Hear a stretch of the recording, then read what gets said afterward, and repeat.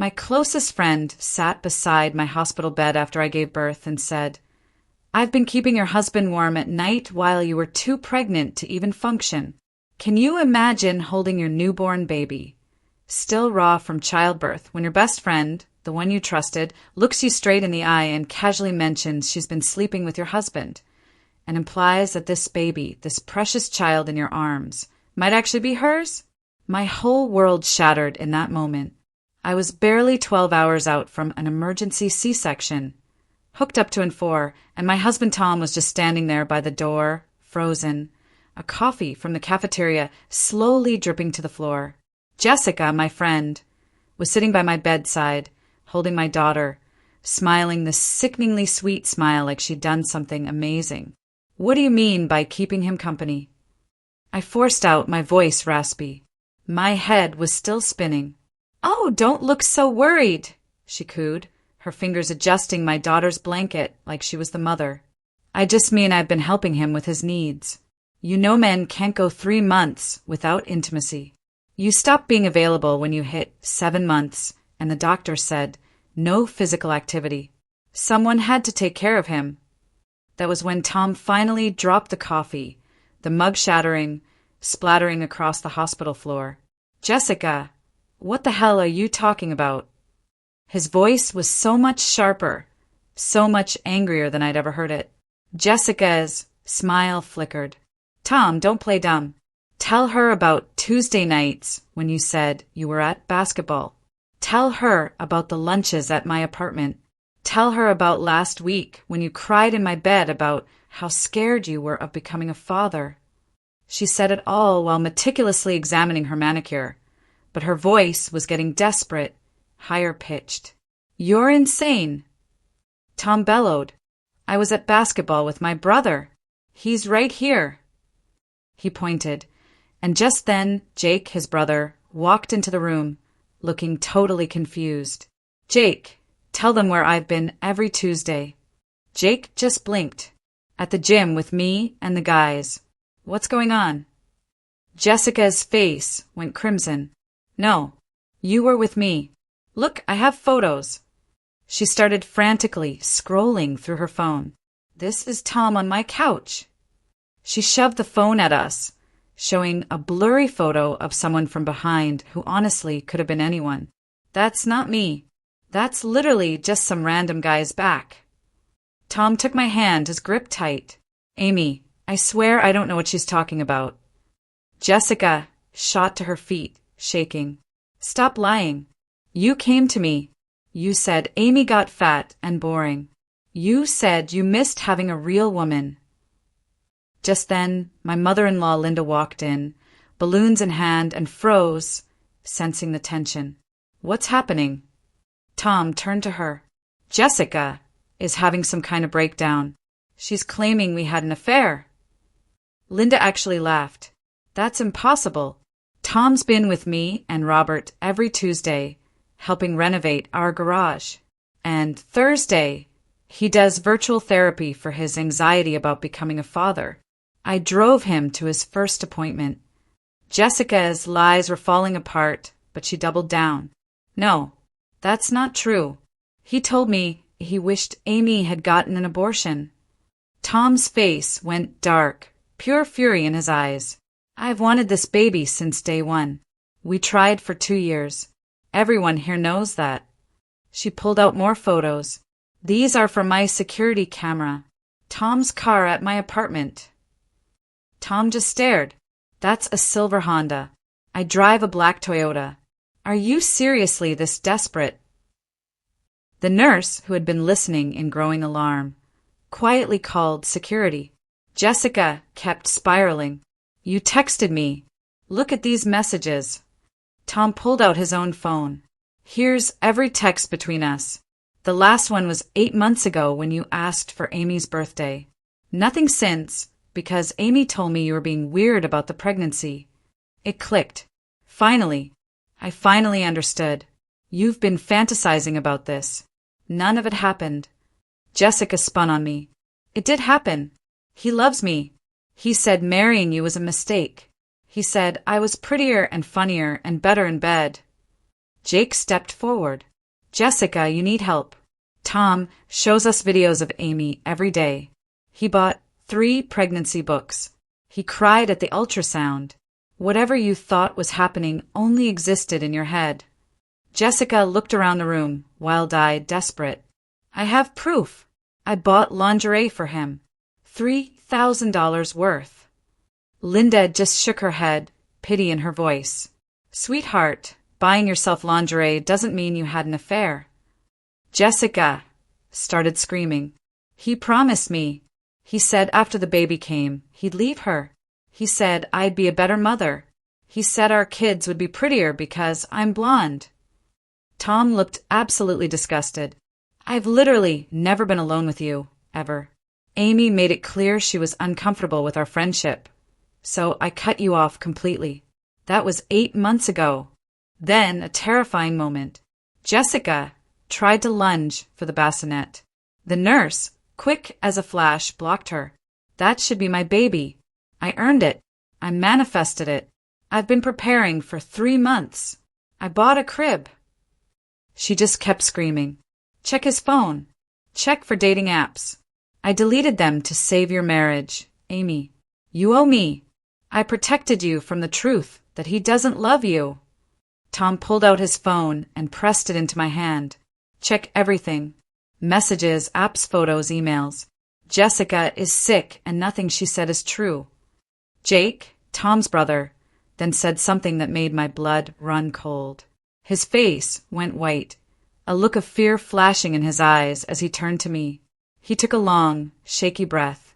Jessica got sent to a hospital 2 years back for doing the same thing with his college roommate's boyfriend. She told everyone they were together in secret when the guy had never even been alone with her.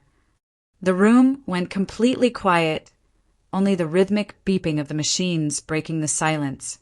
My eyes were fixed on Jessica's hands. They were still on my baby, her fingers touching my daughter's blanket, and I felt utterly sick.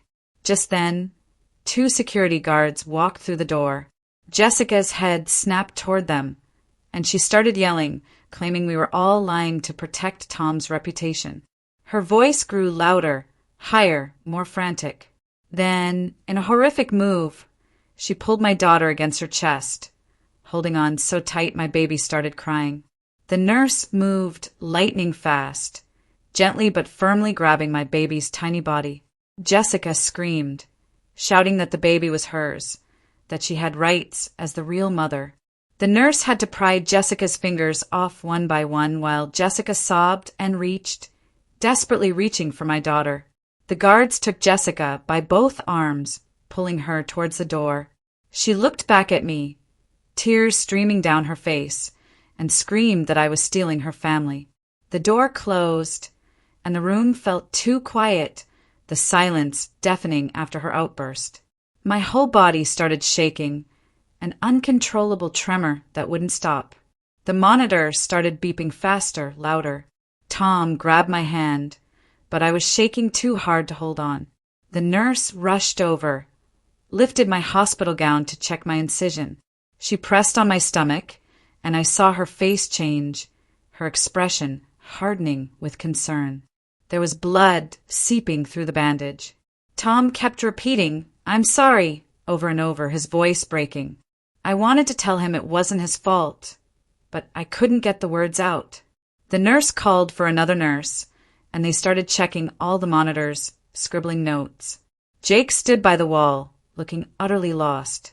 Linda came closer to the bed, putting a comforting hand on my shoulder. The nurse explained my blood pressure was too high, that the stress was making me bleed more than normal. She warned I needed to stay calm or I might have to go back to surgery.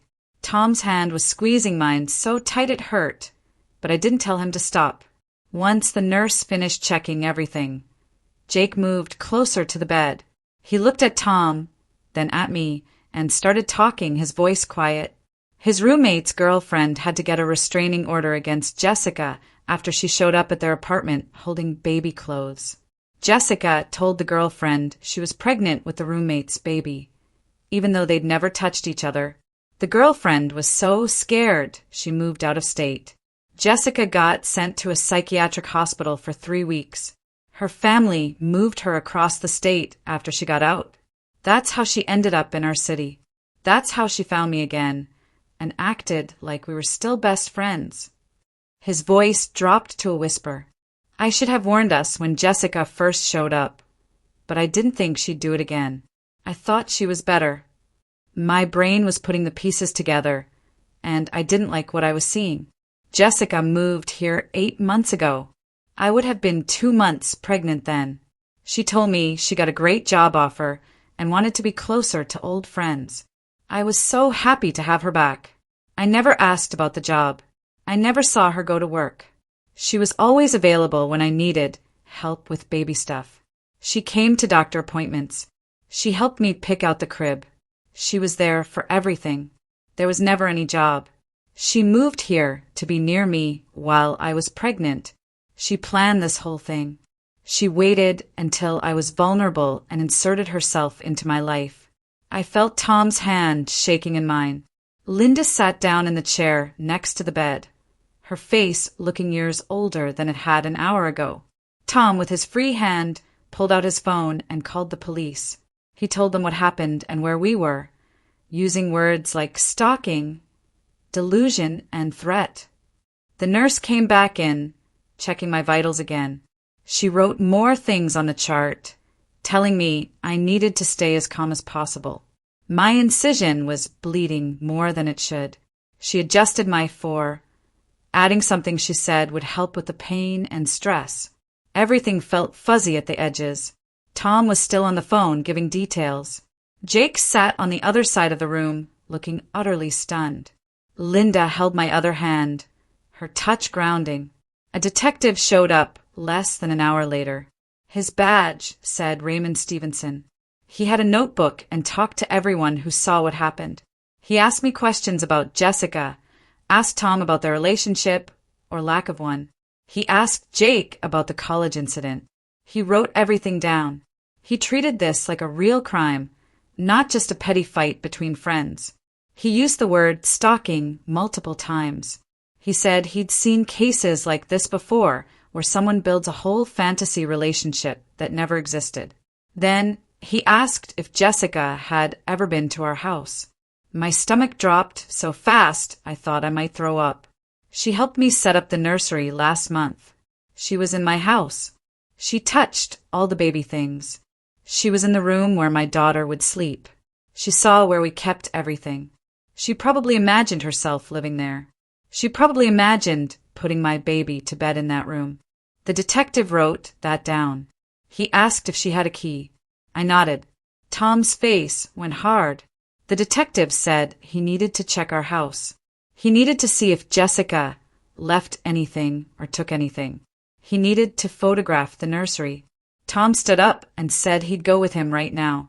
Linda said she'd stay with me. Tom kissed my forehead, telling me he'd be back soon. He left with the detective and Jake. The room felt too big with just me and Linda. She pulled the chair closer, holding my hand with both of hers. She didn't say anything, and I was glad. I couldn't handle hearing that everything would be okay. I was scared about what they'd find at the house. I was scared Jessica had cameras set up. I was scared she'd been in our bedroom. I was scared she'd been watching us. Linda smoothed my hair back from my face like I was a little kid. My baby was in the nursery down the hall because I couldn't hold her right then. I felt like a bad mother already. Tom called an hour later. They found Jessica's key in her purse, which security had taken. She had a key to our front door that I gave her months ago for emergencies. Tom was getting the locks changed right now. The detective was taking pictures of everything in the nursery. Everything Jessica touched was treated like evidence. Our home felt like a crime scene. Tom's voice sounded tired and angry and scared all at once. He said he'd be back as soon as the locksmith finished. He said he loved me. He hung up. Linda squeezed my hand. I closed my eyes, trying not to think about Jessica standing in my baby's room, planning to take her. The hospital's social worker came in while Linda was getting me water. She had a folder and a kind face.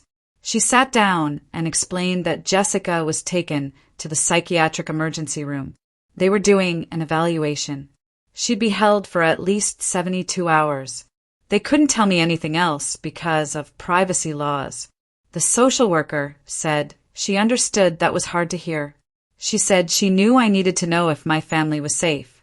She gave me pamphlets about restraining orders and victim services. She said someone from the police department would follow up in the next few days. She left the folder on the table next to my bed. Linda came back with the water, and I drank it even though my hands were shaking too much and half of it spilled on my hospital gown. I wanted to know what was happening with Jessica. I wanted to know if she still thought my baby was hers. I wanted to know if 72 hours was enough time to fix whatever was broken in her brain. The social worker couldn't answer any of that. Nobody could. I asked the nurse to take my daughter to the nursery.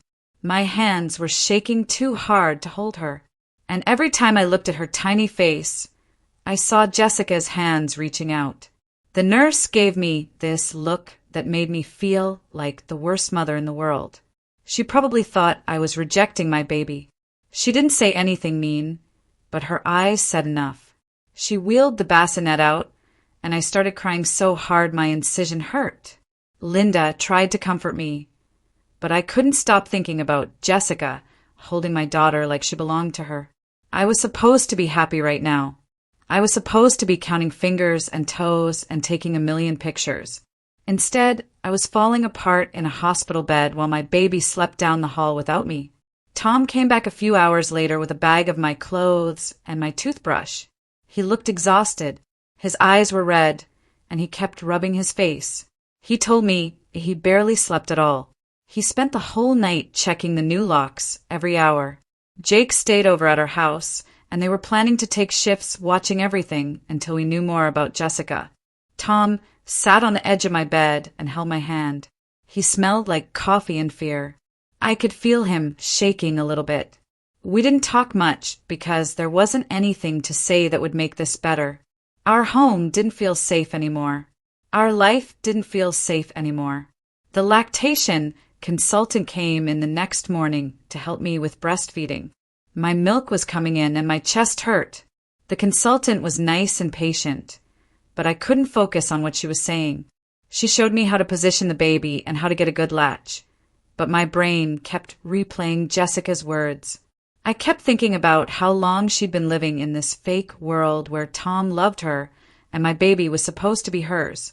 The consultant noticed I wasn't listening. She asked if I was okay, and I lied and said I was just tired. She left some pamphlets about breastfeeding and told me to call if I needed help. After she left, I tried to pump, but nothing came out.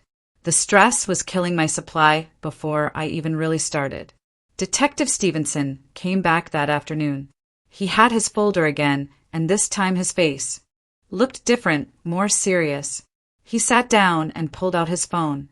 He showed me photos from Jessica's apartment. The landlord let him in to document everything.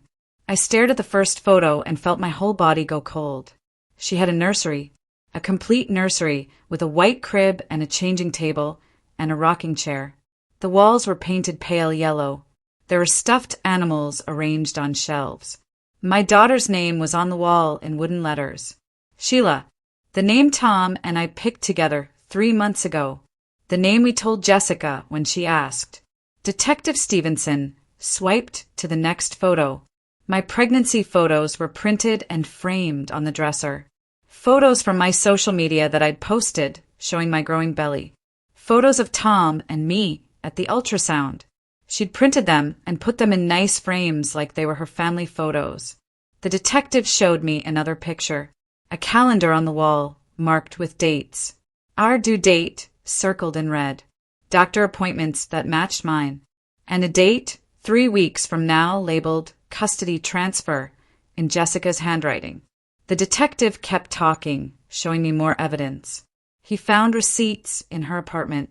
Jessica spent over $15,000 on baby stuff, furniture and clothes and toys and bottles and diapers. She bought a car seat. She bought a stroller. She bought a minivan last month. A whole minivan for a baby that wasn't hers. The detective said she'd been planning this since before my daughter was born. She treated my pregnancy like I was a surrogate, like we had some agreement where I'd carry the baby and then hand her over. The detective's voice got quieter when he explained that part. He said Jessica genuinely believed this was the plan. She spent thousands of dollars preparing for a life that only existed in her head. My blood pressure spiked while the detective was showing me everything. The monitor started beeping and a nurse rushed in. She checked my vitals, and her face got all concerned. She told the detective he needed to leave so I could rest. The doctor came in after that and said I had to stay another day. My blood pressure wouldn't go down. She warned me that postpartum problems can get serious fast. The stress from everything with Jessica was making my body shut down. She increased my medication and told me I needed to stay calm. How was I supposed to stay calm when my former best friend had a nursery with my daughter's name on the wall? Linda and Tom's dad, Robert, showed up that evening. Linda hugged me for a long time without saying anything. Then she sat down and told us they wanted to stay with us for the first few weeks after I got discharged. Linda used to be a nurse before she retired. She said she could help with the baby and keep an eye on my surgical recovery while Tom dealt with all the legal stuff and security issues.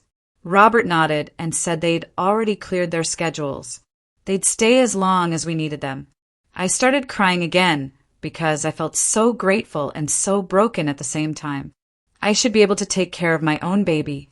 I should be able to go home and feel safe. Instead, I needed my in-laws to move in like bodyguards. Detective Stevenson called Tom the next morning. Tom put him on speaker so I could hear. The psychiatric evaluator who examined Jessica contacted the detective with an update. Jessica was diagnosed with something called erotomania. The evaluator explained it was a delusional disorder where Jessica genuinely believed Tom pursued her and loved her. She wasn't faking it or lying on purpose. Her brain constructed a complete false reality that felt totally real to her. The evaluator said people with erotomania can't usually tell the difference between their delusions and actual memories. Jessica really thought those fake conversations happened. She really thought Tom told her he loved her. She really thought they had this whole relationship. The detective said this wasn't something that would just go away. Even with medication and therapy, erotomania was hard to treat. Jessica might never fully accept that none of it was real. I got discharged on the third day. Tom brought the car around, and Linda helped me get dressed. Everything hurt. My incision pulled when I moved, and my chest ached from trying to pump. The nurse wheeled me out with the baby in my arms, and I felt like a fraud. I didn't feel like a mother. I felt like someone pretending to be a mother while the real mother was somewhere else, planning to take her back. We drove home, and I stared out the window at normal people doing normal things, going to the grocery store, walking their dogs, living lives where their best friends weren't delusional stalkers. When we pulled into our driveway, I saw the new locks on the door. Shiny and silver, and proof that our home wasn't safe anymore. Tom carried the car seat inside, and I walked slowly because my incision hurt. Every room felt wrong. The living room where Jessica sat and drank coffee. The kitchen where she helped me meal prep. The nursery where she touched all my daughter's things. I kept checking closets and looking under beds, like a little kid scared of monsters. Except my monster was real, and she used to be my best friend. Tom went to put something away in the guest room closet. I heard him make this weird noise, and then he called my name. His voice sounded strange. I walked down the hall as fast as I could, my incision pulling. Tom was standing in the closet holding a journal, a purple leather journal that I'd never seen before. He opened it, and his hands were shaking. The entries were all in Jessica's handwriting. Page after page describing her relationship with Tom. Conversations they never had. Dates they never went on. Intimate moments that only existed in her mind. She wrote about the first time Tom supposedly told her he loved her. She wrote about him crying in her arms about me. She wrote about planning their future together. Every single word was a fantasy, but she wrote it like she was documenting real memories. Tom's face went white as he flipped through the pages. There were dozens of entries, months' worth of detailed delusions, all hidden in our guest room closet where she must have left it during one of her visits. Tom kept flipping through the pages, and his face got whiter with each one. The journal had everything. Times I left for doctor appointments, written down with little notes next to them. My 8 o'clock prenatal visit on Tuesdays. My 2 o'clock checkup on Thursdays. She wrote what I wore to each appointment, like she was watching me leave the house. She documented when Tom went to work every morning at 7:15. She tracked when he came home at 5:30. She noted the days he worked late and called them opportunities. The pregnancy symptoms section made me want to throw up. She wrote that my morning sickness meant I was weak. She said my swollen ankles proved I couldn't handle motherhood. She documented my fatigue and called it laziness. Every normal pregnancy symptom got twisted into evidence that I didn't deserve my baby. She wrote that she would be a better mother because she was healthier and stronger and more prepared. My stomach cramped hard, and I felt wetness spreading across my shirt. I looked down and saw blood soaking through the fabric over my incision. The stress was making me bleed through the surgical site. I called for Linda, my voice coming out shaky and scared. She rushed in and saw the blood and immediately helped me sit down on the bed. She got clean gauze from the bathroom and lifted my shirt to check the incision.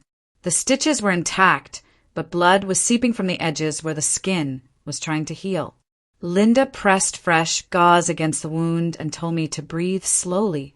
I started crying because Jessica had been planning this for months, and I never noticed anything wrong.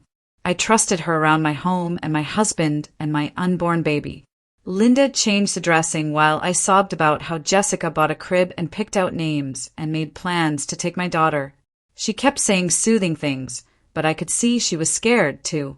The bleeding slowed after 10 minutes, but Linda made me promise to call the doctor if it started again. Detective Stevenson called Tom's phone the next morning. Tom put it on speaker, so I could hear while Linda held the baby in the other room. The detective said Jessica could be held beyond 72 hours if the psychiatric team decided she was dangerous. He was working with them to build a case for keeping her longer. They had the journal now as evidence. They had photos of the nursery she set up in her apartment. They had the receipts showing $15,000 spent on baby items. They had her detailed plans to take my child, written in her own handwriting. The detective said this was enough to argue for extended involuntary commitment. He warned us that even with medication and treatment, erotomania was really hard to fix. Jessica might never fully accept that her whole relationship with Tom only existed in her head. Some people with this condition stayed delusional for years, even with the best care. The detective promised to update us as soon as the psychiatric hold was extended or if Jessica was released. Tom thanked him and ended the call. We sat there not talking for a long time. I tried to breastfeed that afternoon because the lactation consultant said it would help with bonding. Linda brought the baby to me and left the room to give us privacy. I held my daughter and tried to get her to latch. She was fussing and I was fumbling, and then suddenly I couldn't breathe.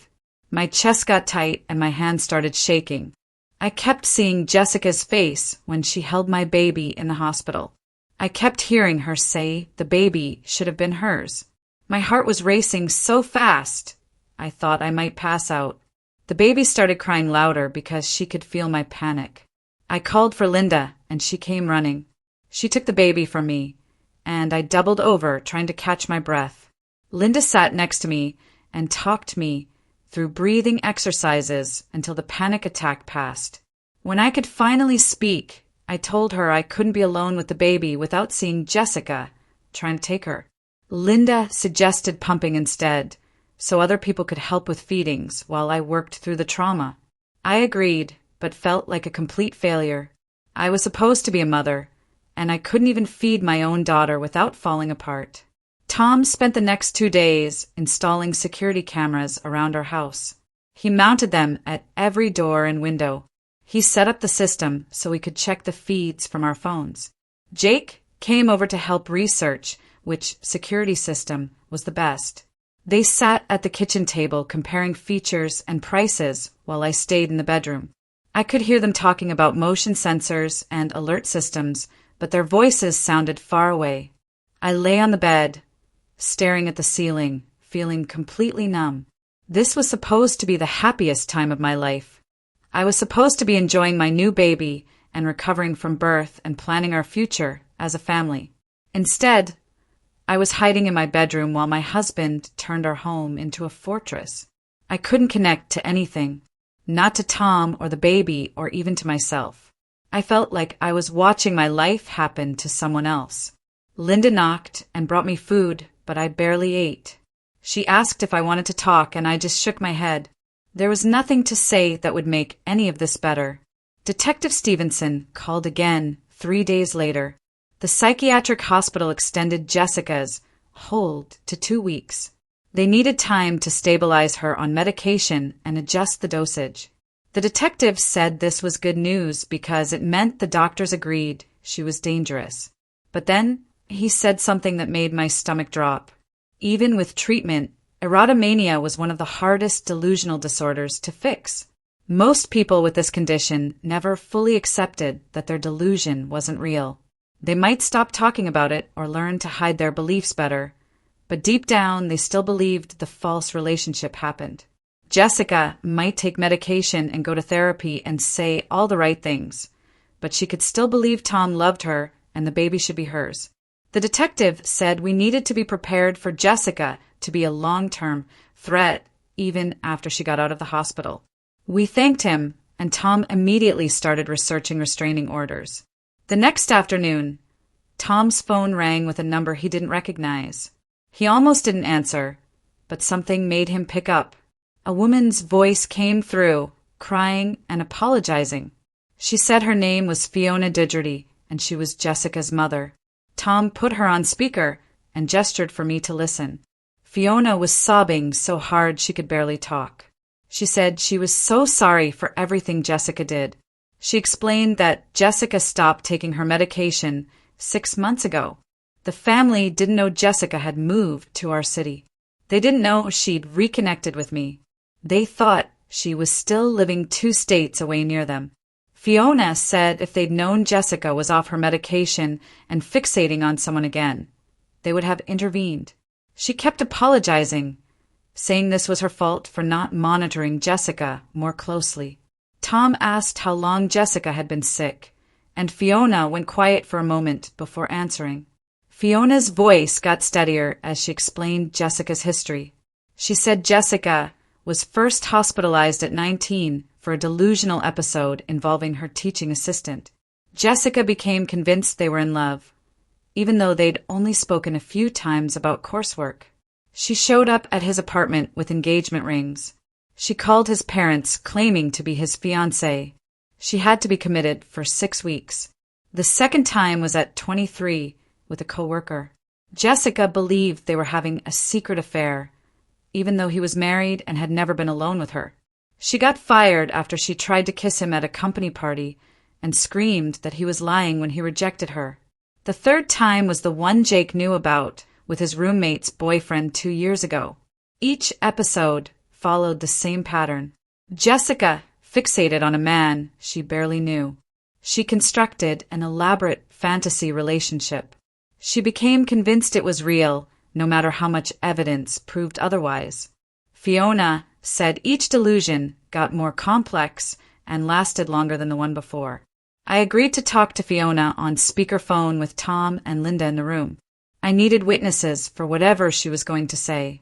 Fiona thanked me for listening and then described how Jessica's delusions evolved with each episode. The first time, it was just a romantic relationship in her mind. The second time, she planned a wedding. The third time, she researched getting pregnant to trap the man into staying with her. This time was different because Jessica didn't just fixate on a romantic relationship. She fixated on becoming a mother through me. She watched my pregnancy and decided my baby should be hers. She made plans to take my daughter like it was a completely normal and reasonable thing to do. Fiona said this was the most dangerous escalation yet because Jessica wasn't just delusional about a relationship anymore. She was delusional about motherhood and family, and she'd built an entire fantasy life that included my child. The psychiatric team told Fiona that maternal delusions were especially resistant to treatment because they tapped into deep biological drives. Fiona offered to pay for our security system and any legal fees we needed for restraining orders or court costs. She was crying again, saying she should have done more after Jessica moved. She should have checked him more often. She should have made sure Jessica stayed on medication. She promised that when Jessica got released, she wouldn't have access to money or transportation. The family would monitor her closely and make sure she couldn't contact us. But even as Fiona said all this, I knew they were just words. Jessica was an adult. Her family couldn't watch her every second. They couldn't force her to take medication if she didn't want to. They couldn't stop her from getting money or a car or finding ways to get to us if she was determined enough. Fiona's promises made her feel better, but they didn't make me feel safe. Tom thanked her and said we'd think about her offer.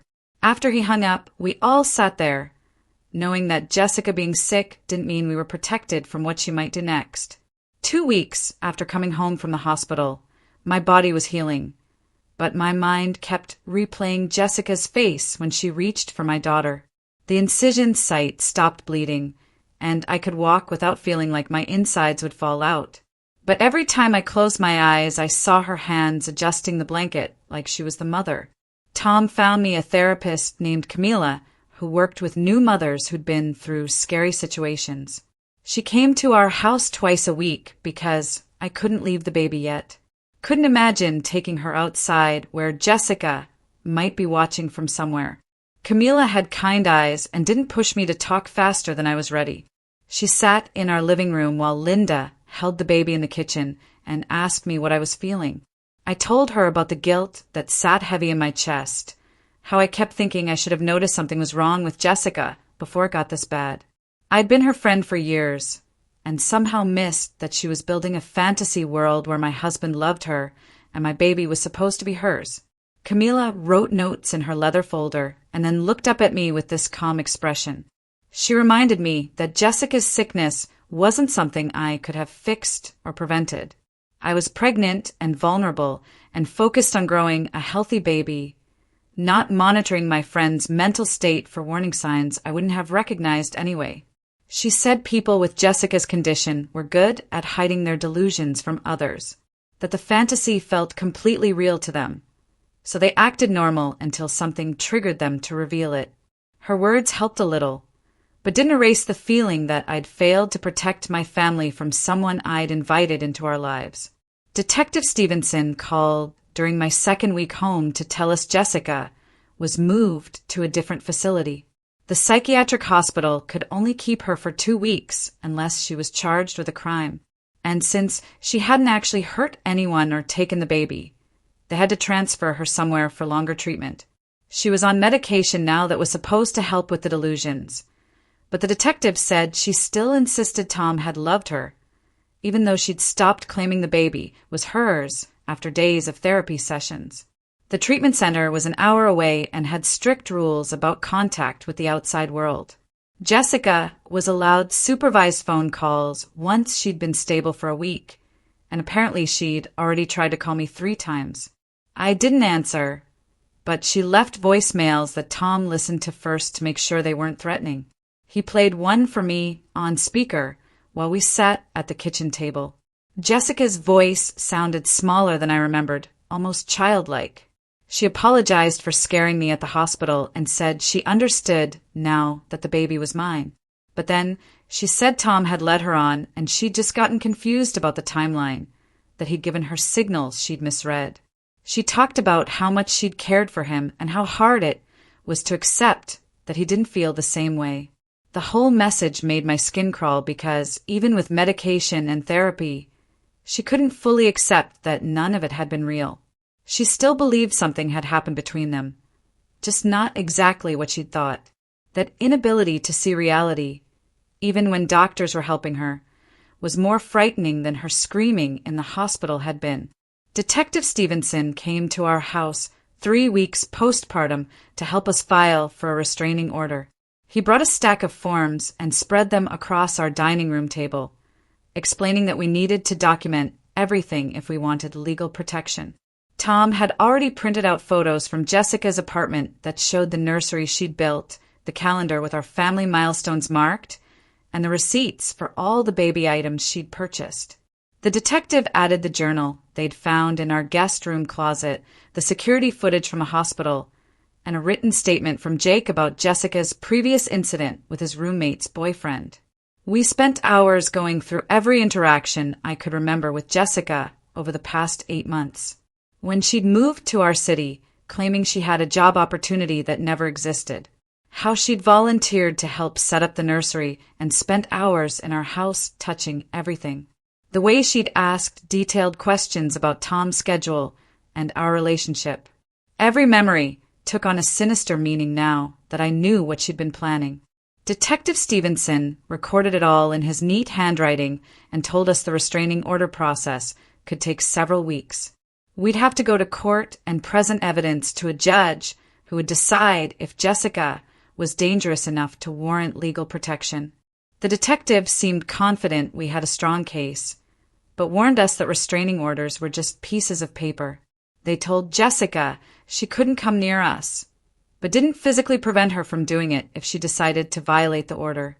The hardest part of the restraining order application was writing my victim impact statement. The form asked me to describe how Jessica's actions had affected my life and my family. I sat at my laptop for 2 days trying to find words that captured the violation of having someone plan to steal my child. I wrote about lying in the hospital bed, bleeding from surgery, while she held my newborn and claimed to be the better mother. I described finding the nursery in her apartment with my daughter's name on the wall and the calendar marking when she planned to take custody. I explained how I couldn't be alone with my baby without having panic attacks because I kept seeing Jessica's hands reaching for her. As I typed everything out in clear sentences that would be read by lawyers and judges, I started to understand how much actual danger we'd been in. Jessica hadn't just been delusional and sad. She'd made detailed plans and spent thousands of dollars preparing to take my daughter. She'd studied our routines and waited for the right moment. If she'd been slightly more organized, or if we hadn't had family members who could disprove her affair claims, she might have found a way to take my baby from the hospital or our home. The realization made me physically sick, and I had to run to the bathroom to throw up. Tom found me on the floor and held me while I cried about how close we'd come to losing everything. Tom took a month off work, using his family leave to stay home with me and handle all the legal stuff. His boss was understanding and told him to take whatever time he needed. That family came first. But I worried about money because Tom's leave was only partially paid, and we had a new baby with all the expenses that came with her. We'd been saving for years to afford this child, and now Jessica's sickness was eating into those savings with lawyer fees and security system costs. More than the money, though, I hated that Jessica's delusion was stealing these early weeks that should have been about joy and bonding with our daughter. Instead of lying in bed, doing skin-to-skin contact and learning her different cries, I was filling out legal forms and having panic attacks. Instead of Tom taking cute videos of the baby's first smiles, he was installing cameras and changing locks. Every moment we spent dealing with Jessica's aftermath was a moment we'd never get back with our newborn. Linda tried to help by taking over all the baby care I couldn't handle, but that made me feel like I was failing as a mother on top of everything else. I should have been the one soothing my daughter when she cried, not hiding in my bedroom trying to breathe through anxiety that made my chest hurt. At 6 weeks postpartum, I went back to my doctor for the standard checkup. She examined my incision site and said it was healing perfectly, that I was cleared for normal activities and could stop worrying about the surgical recovery. But when she asked how I was feeling emotionally, I started crying and couldn't stop. I told her about Jessica and the restraining order and how I couldn't sleep because I kept checking the windows for faces. I explained that I was having intrusive thoughts about someone breaking in and taking the baby, that I'd installed locks on the nursery door and slept with my phone in my hand in case I needed to call the police. My doctor listened carefully and then said what I was experiencing went beyond normal new mother anxiety. She referred me to a psychiatrist who specialized in postpartum mental health because she was worried I might be developing an anxiety disorder on top of the regular stress of new motherhood. The line between reasonable caution about Jessica and paranoid hypervigilance had blurred so much I couldn't tell the difference anymore. Was it normal to check the locks 15 times before bed? Or was that my anxiety taking over? Was it reasonable to panic when someone knocked on the door, or was I overreacting? My doctor said the psychiatrist would help me figure out what was a proportional response and what was trauma making me see danger everywhere. Jake started bringing dinner to our house twice a week without us asking. He'd show up with containers of food from restaurants or meals Linda had cooked, and he'd play with the baby while Tom and I went to our therapy sessions.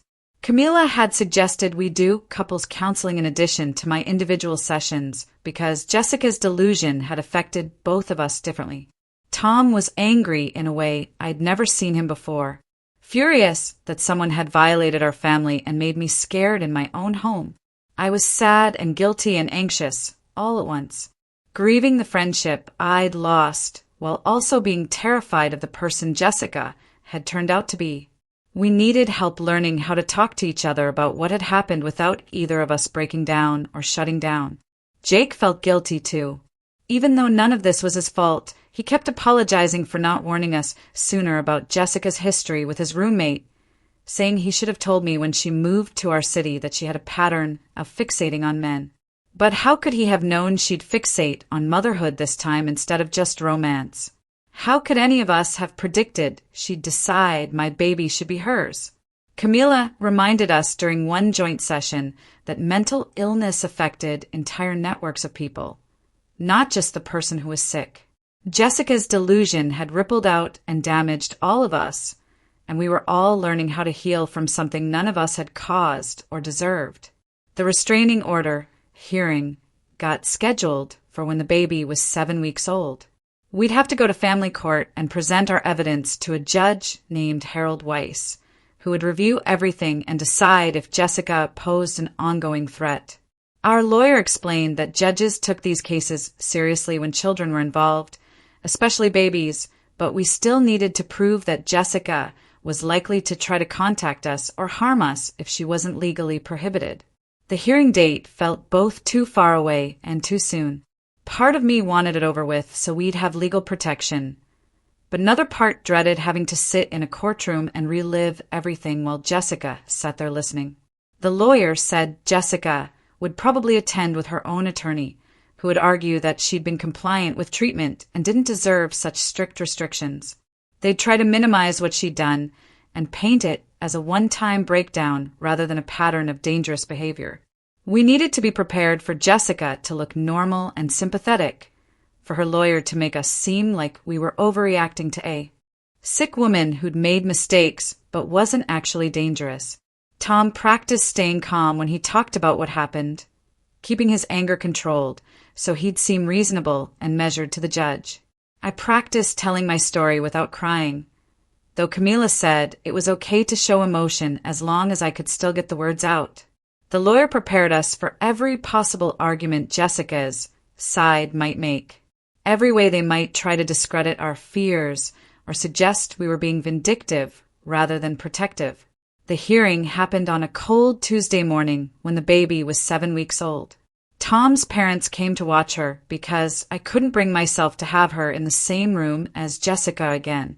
The courthouse smelled like floor cleaner and old wood, and my hand shook so badly Tom had to help me through the metal detector. We sat at a table with our lawyer while Jessica sat 20 feet away with her attorney and her mother. She looked smaller than I remembered, wearing a blue dress and her hair pulled back neatly. She didn't look like someone who'd spent weeks in psychiatric care. She looked normal, and that scared me more than anything, because how could someone who looked so regular have done what she did? The judge came in, and everyone stood, and then we sat back down, and the proceedings started with Jessica's lawyer going first. He was younger than I expected, maybe 30, and he spoke in this calm, reasonable voice about how Jessica had been fully cooperative with her treatment team. He said she was taking medication as prescribed and attending therapy 3 times per week. He talked about how she'd made mistakes, but was working hard to understand them, and that she recognized the harm she'd caused. He asked the judge to consider a minimal restraining order that wouldn't prevent Jessica from living her life or working or going to school. He made it sound like we were being cruel by asking for protection from someone who was just sick and trying to get better. Our lawyer stood up next, and I felt Tom squeeze my hand under the table.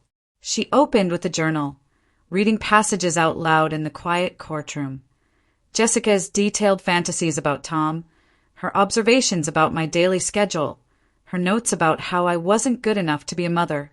She showed the photos of the nursery Jessica had set up with my daughter's name on the wall. She presented the spending records, showing $15,000 on baby items and a minivan purchased specifically to transport a child. Then Jake took the stand and explained about Jessica's previous incident with his roommate's boyfriend 2 years ago. He described how she'd shown up at their apartment with baby clothes, even though that couple wasn't pregnant. He talked about the 3-week psychiatric hold and how Jessica's family had moved her across the state afterward. Judge Harold looked tired and serious as he listened. He was older, maybe 60, with gray hair and glasses that he kept adjusting while he read through the documents. He asked questions about Jessica's current treatment and whether her doctors believed she had a real understanding of what had happened. He wanted to know if she still believed Tom had been in love with her or if the medication had helped her see reality. Jessica's lawyer said she understood now that Tom hadn't pursued her, but she still struggled with accepting that the entire relationship had only existed in her mind. The judge nodded slowly and made notes, and I could feel my heart beating so hard it hurt. When he finally spoke, his voice was firm and clear. He granted a 5-year restraining order requiring Jessica to stay at least 500 feet from me, Tom, our daughter, our home, and both our workplaces. He said that erotomania was known to be resistant to treatment and that Jessica's pattern showed escalation from her previous incident. He said protecting a newborn infant had to be the priority, even if it meant significant restrictions on Jessica's movement. Jessica's face crumpled when he read the terms. She started crying quietly at first, and then louder, saying she was punished for loving Tom. Her voice got higher and more desperate as she said we were keeping her from her destiny. Her lawyer put his hand on her arm, trying to get her to stop, but she kept going. She said Tom had promised her a life together and that we were all lying to protect his reputation. Her mother leaned over and wrapped her arms around her, but Jessica pushed her away. The judge's expression hardened, and he warned that any violation of the order would result in immediate arrest and possible criminal charges. He said Jessica needed to understand that this was serious and that the court would not tolerate any contact with our family. Security moved closer to Jessica's table as she sobbed into her hands. We left through a side door while Jessica was still crying, and I felt this weird mix of relief and sadness. The friend I'd loved didn't exist anymore if she ever had. I kept thinking about all the times we'd laughed together and made plans and talked about our futures. Had she been sick the whole time, or had something broken in her brain more recently?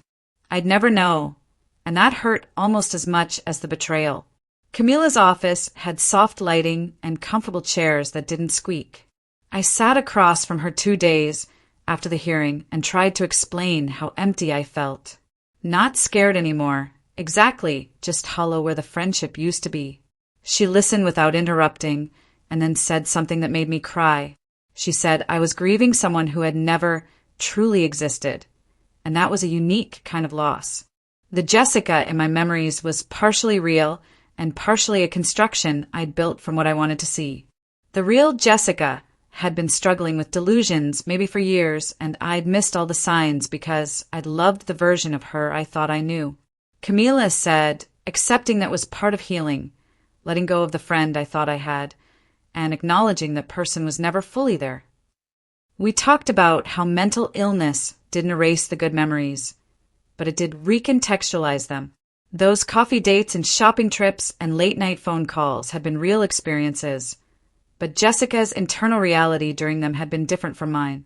She'd been building a fantasy world while I'd been living in the real one. Camila helped me see that I could hold both truths at once.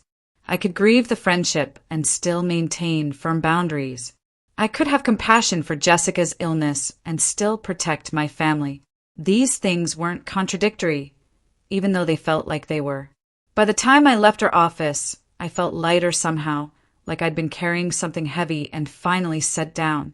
The baby turned 2 months old on a Wednesday, and Linda came over with supplies to teach me her grandmother's tricks for soothing.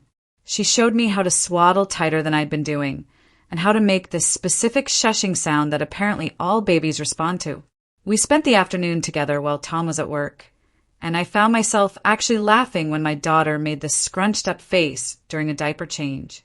Linda caught me checking the window at one point and gently redirected my attention back to the baby. She said I was doing better than I realized, and that becoming a mother while dealing with trauma was one of the hardest things a person could do.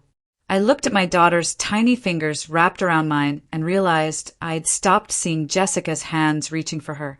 She was fully mine now, in a way she hadn't been in those first terrible weeks. I still had moments of anxiety, but they were getting shorter and less intense.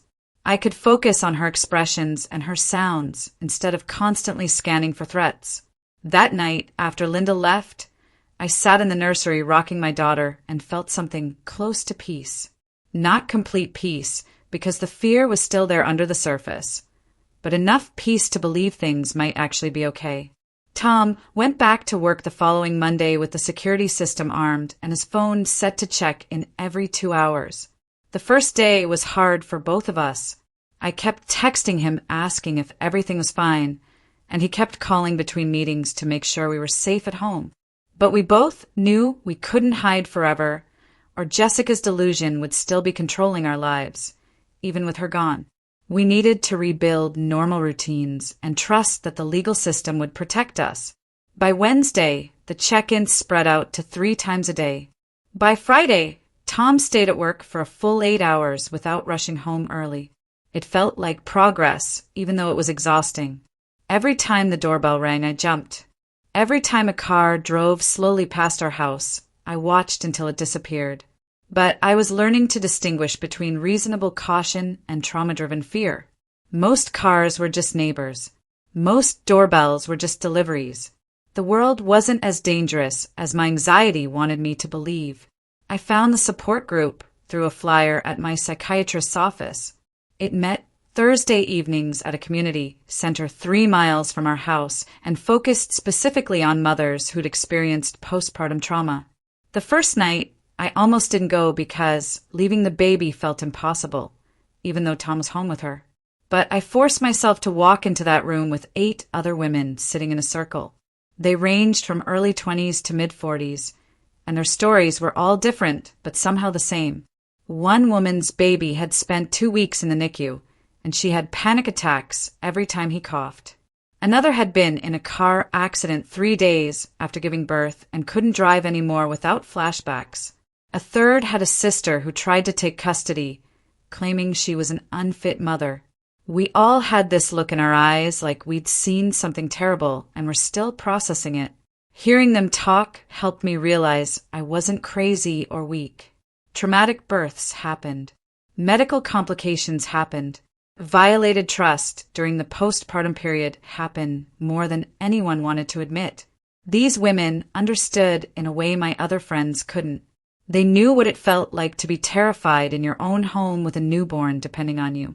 They knew the guilt of not bonding immediately because fear took up all the space where joy should be. By the end of that first meeting, I'd cried twice and exchanged numbers with 3 women. I went back every Thursday after that. Fiona started sending updates every 2 weeks like she'd promised at the hearing. The first email came when the baby was 9 weeks old. She wrote that Jessica was living in a supervised group home with 4 other women who had various mental health conditions.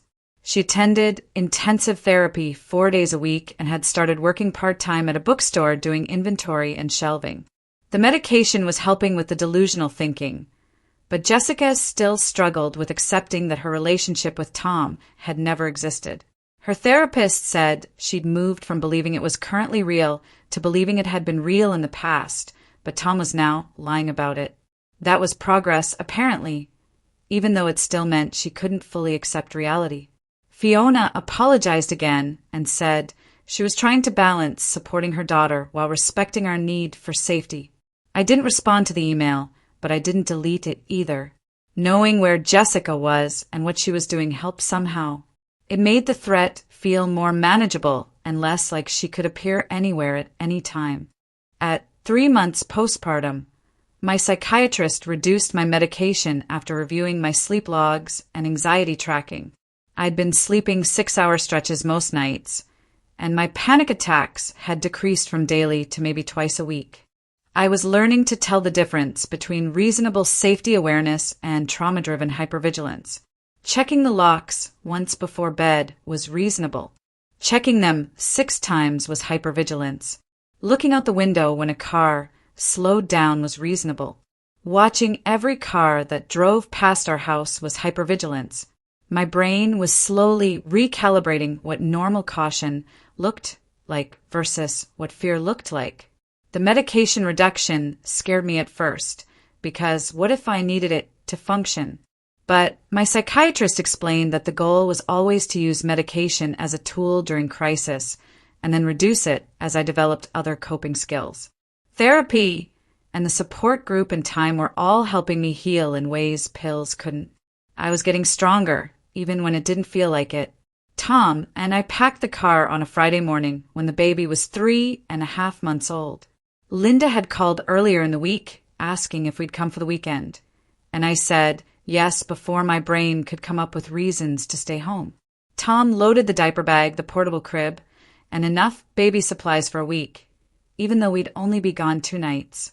I sat in the passenger seat, holding our daughter, while he checked the locks on our house twice, then got in and started the engine. We didn't talk much on the drive to his parents' place 40 minutes away. I watched the trees pass and tried not to think about the last time I'd been in a car for more than 10 minutes, which was the ambulance ride to the hospital when my water broke early. The baby fell asleep before we hit the highway, and I kept checking her in the mirror Tom had attached to the back seat. His parents lived in a neighborhood with big yards and old trees, the kind of place where people knew their neighbors and kids rode bikes in the street. Linda opened the door before we even knocked and pulled me into a hug that felt safe instead of scary. Tom's dad carried in our bags while Linda took the baby and cooed at her. And I realized this was the first time I'd been somewhere that didn't feel like Jessica could walk in at any moment. Their guest room had yellow walls and a window that looked out at their garden. Tom set up the portable crib while I unpacked our things, and when he tested the baby monitor, I didn't feel the usual spike of panic about not being able to see her every second. We had dinner at their kitchen table, and Linda made pot roast with potatoes, the same meal she'd brought to our house the week after I got home from the hospital.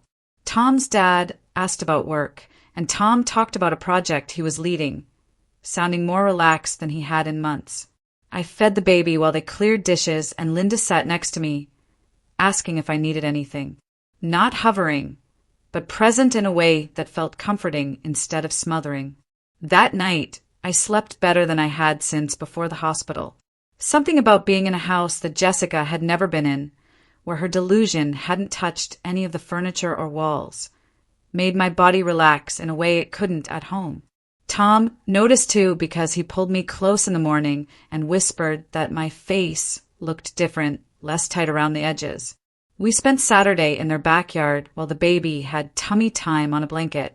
Linda brought out lemonade, and Tom's dad showed us the new flower beds he'd planted. I watched Tom throw a tennis ball for their dog and realized our house could feel like this again. Jessica's presence in our home wasn't permanent.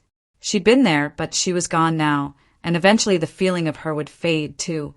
On Sunday, before we left, Linda hugged me again and told me I was doing great, that she could see me getting stronger. The drive home felt different from the drive there. I wasn't scared of what we'd find when we opened the door.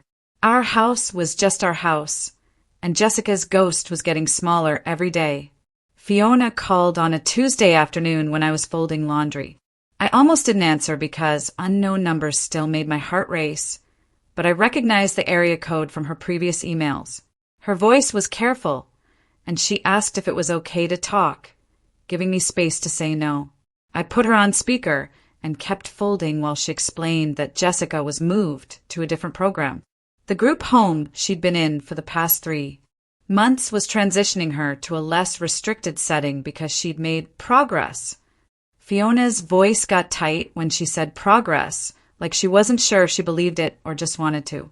Jessica had been taking her medication every day without fighting it. She'd been going to therapy 4 times a week and working at the bookstore without incident. Her delusions about Tom had decreased, though her therapist used words like decreased and diminished instead of gone. Fiona explained that Jessica now accepted Tom wasn't currently in love with her, which was different from accepting he'd never been in love with her. It was a step, but not the step I needed to feel safe. The therapist had warned that stress could trigger a relapse.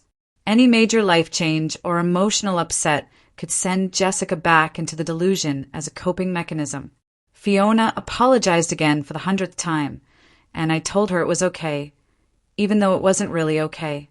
It was just the thing you say to a mother whose daughter is sick. She asked if she could keep sending updates, and I said yes, because knowing where Jessica was felt better than not knowing. After we hung up, I sat with the laundry basket and thought about how Jessica was getting better in small ways while I was getting better in small ways. And maybe that was all recovery ever was. Small improvements that added up over time if you were lucky and nothing went wrong. At my next session with Camila, I told her about Fiona's call. Camila listened and asked how I felt about Jessica's progress, and I admitted I didn't know how to feel. Part of me wanted Jessica to get better because she was sick, and sick people deserve treatment. Part of me was angry that she got to take medication and go to therapy and work at a bookstore, like her delusion hadn't almost destroyed my family. Camila nodded and said both things could be true, that I could want Jessica to heal while also being angry about what she did. She suggested I write Jessica a letter that I'd never send, just to get all the complicated feelings out of my head and onto paper. I wasn't sure about it, but Camila said it wasn't about Jessica reading it. It was about me processing everything I hadn't been able to say. That night, after the baby went to sleep, I sat at the kitchen table with a notebook. I started writing and couldn't stop. I wrote about how scared I was in the hospital when Jessica held my daughter. I wrote about the journal we found and how reading her fantasies made me feel sick. I wrote about the nursery she'd set up and the $15,000 she spent preparing to take my child. I wrote about our friendship before everything fell apart, the coffee dates and movie nights, and how she was the first person I told when I got pregnant. I wrote about feeling angry and betrayed and sad all at the same time. I wrote about how I missed my friend, but my friend had maybe never existed. Just Jessica and her illness pretending to be someone safe. I wrote for an hour and filled 6 pages front and back.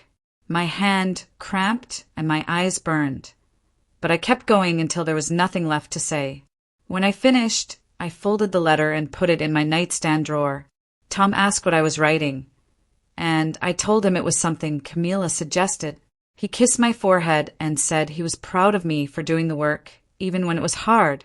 Reading the letter the next morning felt different from writing it.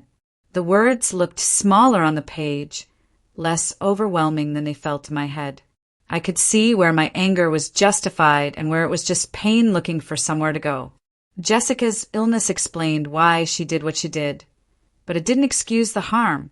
I could acknowledge that her brain was malfunctioning while still maintaining that she wasn't safe to be around my family. I could grieve the friendship we had while accepting that friendship was built on a version of Jessica that couldn't exist without medication and intensive treatment. The letter helped me separate the person I knew from the illness that took over. I could feel sad for both of us without letting that sadness make me vulnerable to her again. Camila had been right about this exercise. Putting everything on paper made it finite instead of this endless loop of thoughts that kept me awake at night. I didn't need to send it because Jessica wasn't owed my processing or my forgiveness. This letter was for me, and it did what it needed to do. Tom and I decided to baptize our daughter when she was 4 months old. We'd been talking about it since before she was born, but everything with Jessica had pushed it to the back of our minds. Linda helped us plan a small ceremony at their church with just immediate family. No big reception, no extended relatives, just the people who'd been there through everything and proved they could be trusted. The morning of the baptism, I dressed our daughter in the white gown Linda had saved from when Tom was a baby.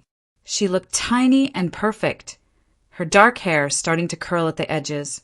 Tom wore a suit, and I wore a blue dress that actually fit now that my body was starting to feel like mine again. The church was quiet and cool, just our small group in the front pews. The priest was kind and didn't ask why we wanted such a private ceremony. He blessed our daughter and poured water over her head while she blinked up at him, looking confused. Linda cried, and Tom's dad took photos. Jake stood as godfather and made a joke about teaching her to play basketball when she was older. I held my daughter afterward and felt something shift in my chest. She was fully mine now, in a way that went beyond biology or legal rights. She was mine because I chose her and fought for her and refused to let anyone's delusion take her from me. The baptism felt like reclaiming something Jessica's illness had tried to steal. This joy of being a mother without fear attached to it. During the baptism, I looked down at my daughter in my arms and realized I wasn't seeing Jessica's hands anymore. For weeks after the hospital, I couldn't look at her without remembering Jessica holding her, adjusting her blanket like she had any right. But now, when I looked at my daughter, I just saw my daughter. Her small fingers and the way she grabbed at my necklace. Her eyes that were starting to look more like Tom's. Her smell that was all baby shampoo and milk. Jessica's claim to her had evaporated, leaving only what was real and true. My daughter was mine and Tom's, born from my body, and wanted before she even existed. No delusion could change that, and no amount of fantasy could make it different. I kissed her forehead during the ceremony and felt the last piece of Jessica's presence in my mind dissolve. She was gone from this, from us, from the sacred space we built around our family. Jake started bringing someone to family dinners a few weeks after the baptism. Her name was Sarah, and she worked as a teacher at an elementary school. She was funny and normal and clearly liked Jake without any weird intensity or hidden agenda. Watching them together reminded me that healthy relationships existed, that most people didn't experience what we went through with Jessica. They held hands under the table and made each other laugh, and it was so simple and uncomplicated. Linda asked Sarah about her students, and Tom's dad told embarrassing stories about Jake as a kid. I sat there feeding the baby and felt grateful that Jake had found someone good, someone whose brain worked the way it was supposed to. After dinner, Jake helped Tom with the dishes, and I heard them talking about Sarah, how Jake was taking things slow because he wanted to be sure. Tom said something about trusting your gut and knowing the difference between normal relationship nerves and actual red flags. It made me think about how trauma changes your perspective. We'd always be more cautious now, more aware of warning signs, but we couldn't let Jessica's illness make us afraid of everyone. Most people were safe. Most friendships were real. Jessica was an aberration, not a reflection of how the world usually worked. My final session with Camila happened on a Thursday afternoon. We'd been meeting for almost 4 months, and she said I'd made enough progress that weekly sessions weren't necessary anymore. She'd be available if I needed her, but she thought I had the tools now to manage without regular appointments. We spent the session reviewing everything that had changed since that first week after the hospital. I'd learned to ask for help instead of trying to handle everything alone. I'd learned to set boundaries and stick to them, even when it felt uncomfortable. I'd learned to process trauma while still functioning as a mother and wife. I'd learned the difference between reasonable caution and anxiety-driven fear. Camila reminded me that healing wasn't linear, that I might have setbacks or hard days. But overall, I'd moved from a terrified new mother who couldn't look at her baby without seeing Jessica's hands to someone who could plan for the future and trust in good outcomes. She asked about my medication, and I told her the psychiatrist had reduced it again last week. The panic attacks were rare now, maybe once every 2 weeks instead of daily.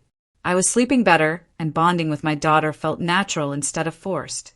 Camila smiled and said she was proud of how hard I'd worked. We scheduled a follow-up for 3 months out just to check in, and I left her office feeling lighter than I had in months. That night, Tom and I sat on the couch after the baby went to sleep. We were watching some show. Neither of us was really paying attention to when Tom said something about how our daughter would need a sibling eventually. I looked at him, and he was smiling, testing the waters to see if I could even think about being pregnant again. A few months ago, the idea would have sent me into a panic attack, but sitting there with Tom's arm around me and the baby monitor showing our daughter sleeping peacefully, I realized I could imagine it. Not now, not soon, but someday. The fact that I could consider future pregnancy meant I'd healed enough to believe in good outcomes again. I told Tom maybe in a year or 2 after things felt more settled and I'd had time to just be a mother to 1 child without crisis attached. He kissed my temple and said there was no rush. He just wanted to know if it was something we could talk about. I said, yes, we could talk about it. And that felt like the biggest sign of healing. I could plan for a future that included more children and more joy instead of just surviving each day. I ran into someone from my old book club at the grocery store.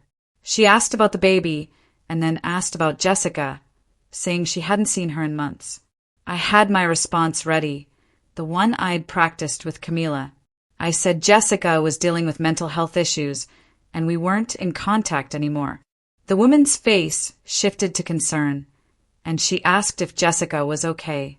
I said she was getting treatment and left it at that. The woman nodded and said she hoped Jessica felt better soon, then asked about the baby's sleep schedule, and we talked about normal things for a few minutes before saying goodbye. Walking to my car, I felt relieved that I'd handled it without explaining everything. I didn't owe anyone the full story. Protecting my family's privacy was more important than satisfying someone's curiosity.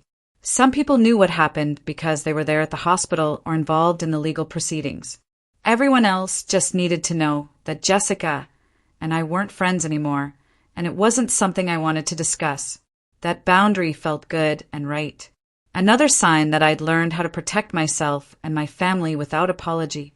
The baby started sleeping through the night at 4 months, and suddenly Tom and I had evenings again. We sat on the couch after she went down at 7, and for the first time in months, we just talked without someone needing something. Tom told me about work, and I told him about the new mom group I'd joined, and it felt normal in a way I'd almost forgotten. We ordered takeout and watched a movie all the way through without pausing. When Tom reached for my hand halfway through, I realized we'd both been changed by what happened with Jessica. We were more careful about who we let close to our family, but we also said, I love you more often and didn't take quiet moments for granted. Tom started coming home from work and kissing me first before even putting down his bag, like he needed to remind himself I was real and here in his. I caught him watching me feed the baby sometimes with this look on his face that I finally asked him about. He said he kept thinking about how close we came to losing everything, how Jessica could have hurt our daughter or destroyed our marriage if we hadn't had proof of Tom's whereabouts. We'd survived something terrible together, and it made us stronger. But it also left us with this awareness that good things are fragile and need protecting. Fiona's emails changed from every 2 weeks to once a month. Jessica was living in her own apartment now with a roommate from the treatment program. She worked full-time at a library and went to therapy every Wednesday. Fiona said Jessica had started dating someone she met at a coffee shop, and her therapist was watching carefully for signs that Jessica might create another false relationship in her head. The updates made me feel strange, like I was reading about someone I used to know who'd become a different person. Fiona always ended her emails the same way, thanking us for not pressing charges and saying she hoped someday we could all find peace. I never responded to the emails, but I didn't block them either. Knowing Jessica was stable and supervised felt important, like checking that a door was still locked. Tom asked once if I wanted Fiona to stop sending updates, and I said no. Not knowing felt worse than knowing, even when the knowing hurt. At 6 months postpartum, I stood in the nursery looking at boxes I'd been avoiding since the hospital. My maternity clothes that I'd finally grown out of, and the gifts from Jessica's baby shower that I couldn't bring myself to use.